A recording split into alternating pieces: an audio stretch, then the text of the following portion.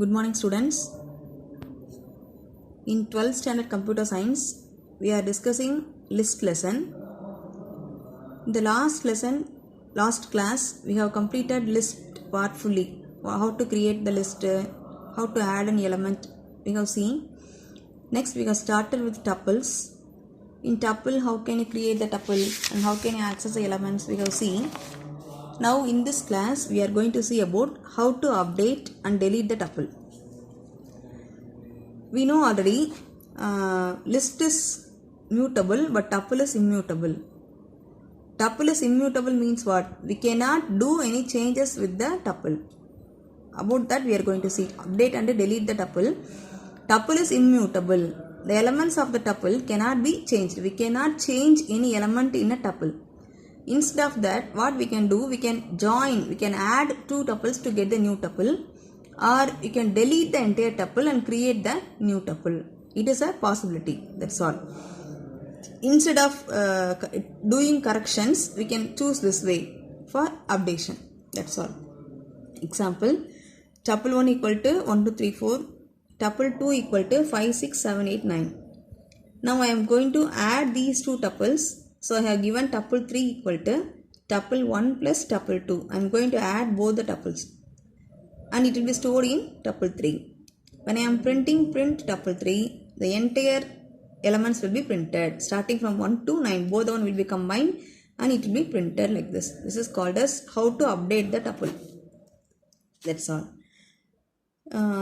Next, how to delete the entire tuple. For deleting, we can use a keyword function, statement, delete statement. A simple thing like list we can delete like this. Delete keyword tuple name. Very simple syntax. Delete tuple name. Now A is equal to 1, 2, 3, 4, 5. At tuple I have given. Delete A I am giving. The A tuple will be deleted fully. When I am printing A, it gives a error message. What message it gives? The tuple is not defined, like that.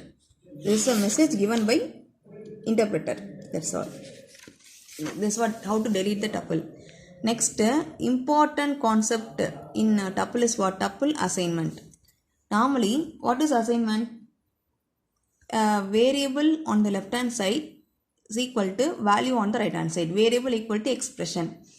The value is moved to the variable on the left hand side. This is normal assignment.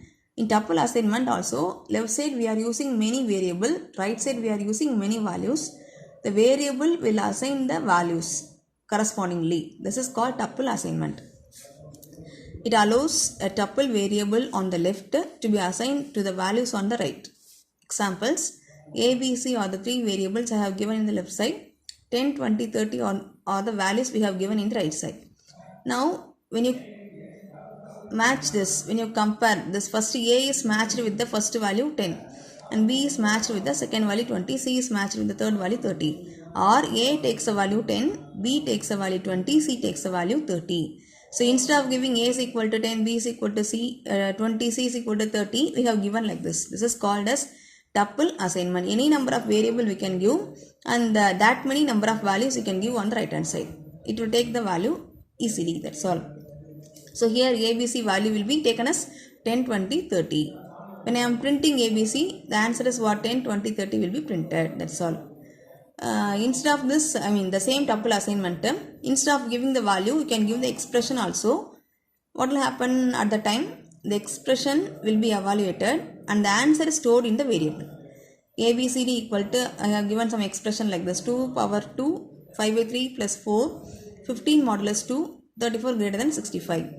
Now when I am print ABCD, what will happen?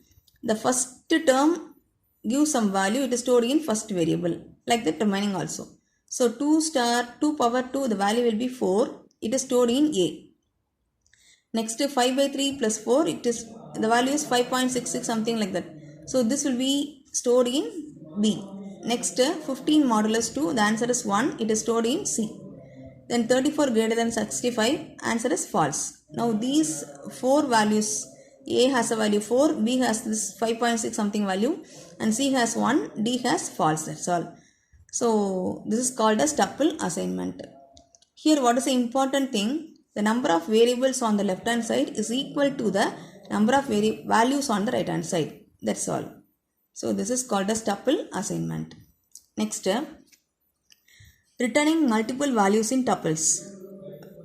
Normally a function return one value, but it is possible that a tuple return more than one value. That's all. For this one example we can see define min max. It is a function I have given with the parameter n. I am giving two variables a and b. A takes a value maximum value max of n, b takes a value minimum of n. These are the functions. Return a comma b. It returns a and b value. That's all. Now coming to num is equal to one tuple value I have given this many elements 12, 65 and so on. This num is a tuple contains these elements. Now I am creating two variables max num and min num. These two variables I am creating. To assign the value I am calling the function min max equal to min max of num. So I am calling min max by giving the value num. It is a call statement. From this control will come to this place. In the place of n, this tuple value entire thing will be copied here. Inside the function block, a is equal to max is a function which finds the maximum in the tuple and it will be stored in a. Similarly, the min function will find the minimum value in the tuple and it stores in b. And finally, it gives the answer as a and b. So, what will happen here? Maximum in this tuple, maximum value is 99. This function find the value 99. It is stored in a. Then minimum value is 1. It is stored in b. Return a comma b. The values are 99 and 1. Come back to the same place. Here 99 and 1. So, the max num will take the value first value 99. Min num will take the second value 1. Now print maximum is a message, comma, what is the value in max num? 99 will be printed. Similarly, print minimum message, comma, min num 1 will be printed. So the output for this program is maximum equal to 99 and minimum equal to 1. These are the message. And here I can add equal to also. Maximum equal to minimum equal to. So automatically maximum equal to the value and minimum equal to the value will be printed. That's all. Next topic is what? Nested tuple.